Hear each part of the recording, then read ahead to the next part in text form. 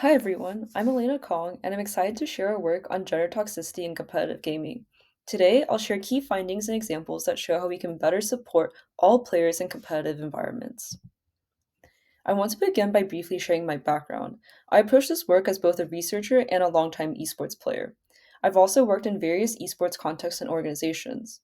In addition, I've achieved master's rank repeatedly on League of Legends, which gives me insight into the culture of high level competitive play. And these are actual screenshots I took over the years while competing, the kinds of messages women and marginalized players often receive. It's personal, and there's so much more that never gets recorded.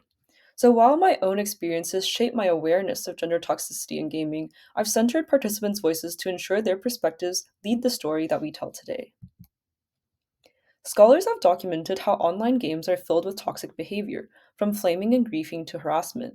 Studies also show that women and marginalized players experience disproportionate harassment, often leading them to avoid competitive spaces altogether. What's been missing is an in depth systematic analysis of women's perspectives on gender toxicity in competitive gaming. So, our study asked two critical questions. What forms of gender toxicity do women face in competitive gaming, and what are their responses? And this matters to games user research because understanding how gender toxicity shows up in competitive play isn't just a social concern. It affects how women communicate, how often they play, the game modes they choose, and whether they keep playing the game at all. Without understanding their perspectives, UX insights risk missing critical pain points that directly affect their competitive experiences. So, to answer these questions, we interviewed 28 women and analyzed their narratives using reflexive thematic analysis. This approach allowed us to surface the intense details that rarely appear in surveys, telemetry, or standard playtests. So, our methodology allowed us to dive deep into insights that do more than answer our two research questions. They expand on what games user research should pay attention to.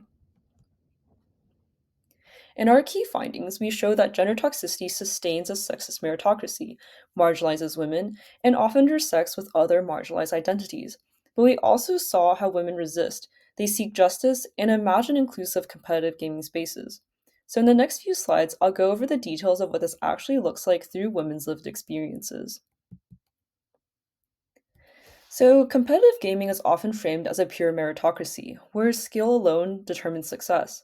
But participants told us that this framing hides systemic barriers.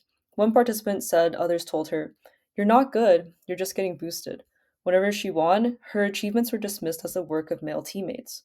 To resist this gender toxicity, one participant said that she worked to prove her skill by winning many tournaments, but still faced the same gender toxicity, and others faced hostility simply for being women in lower ranks. So, gender toxicity sustains what we call a sexist meritocracy, where women's successes are discredited and their failures are used as proof that they don't belong. And gender toxicity often marginalizes women into limited roles or sabotages their progress. Some participants shared being pushed into support roles, seen as less desirable but supposedly more appropriate. Others described teammates griefing or throwing matches, making it harder to climb ranks. Many coped by muting teammates or avoiding voice chat altogether, which limits women's visibility and furthers their marginalization. One participant reflected on the tension that this creates. You have to find a spot between being stereotypical and being a pick me, because people are very hateful towards both sides. So, gender toxicity pushes women out of high level competition. And these experiences show how gender toxicity isn't just momentary, and it actually shapes who can succeed and how women navigate competitive gaming spaces. And gender toxicity doesn't affect all women equally.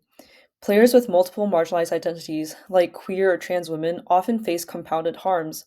One participant, a trans woman, said, "They called my boyfriend gay. This person spent their entire day trying to ruin mine because they're transphobic." These experiences highlight the emotional labor required to compete while navigating harassment. Non marginalized players can focus on the game, but marginalized players must split their energy between performance and self protection. So, intersectionality increases emotional and mental labor, reducing focus on performance. And despite these barriers, women were not passive. Many responded by seeking justice. Some confronted the perpetrators directly, telling them to stop and focus on the game, and others turned to social media to raise awareness, document evidence, and build solidarity. This shows us that women aren't just coping, they're resisting and pushing for change. Our study establishes toxicity as a justice issue.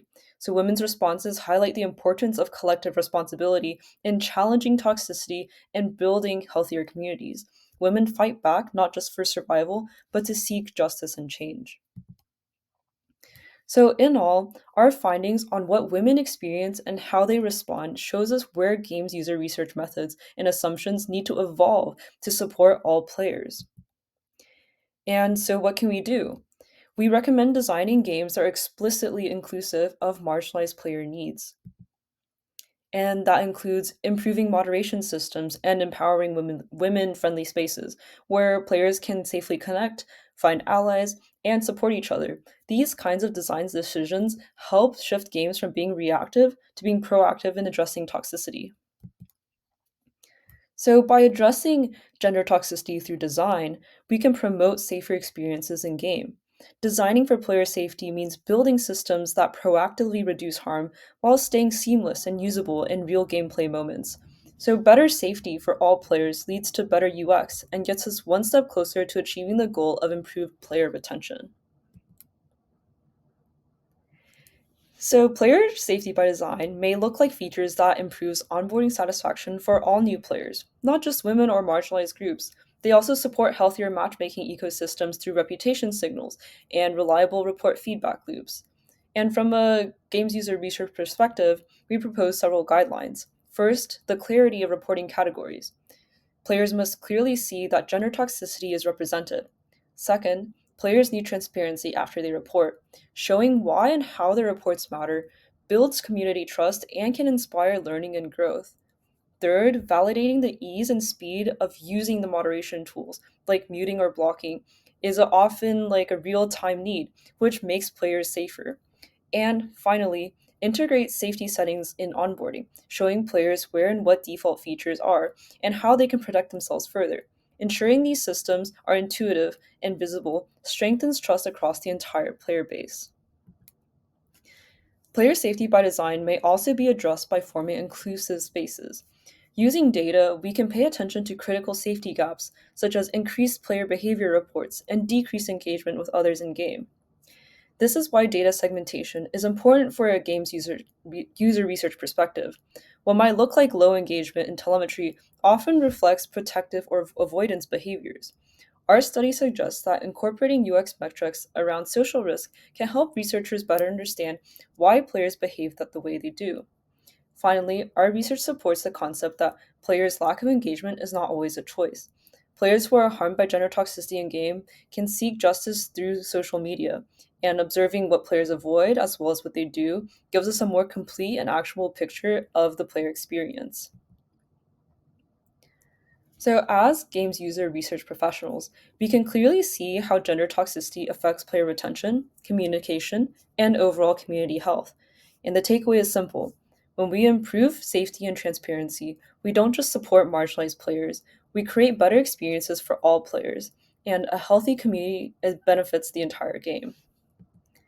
So let me know if anything from my presentation resonates with you, and I'm open to having discussions and answer any questions. You can also check out our full paper for more details. Thank you so much.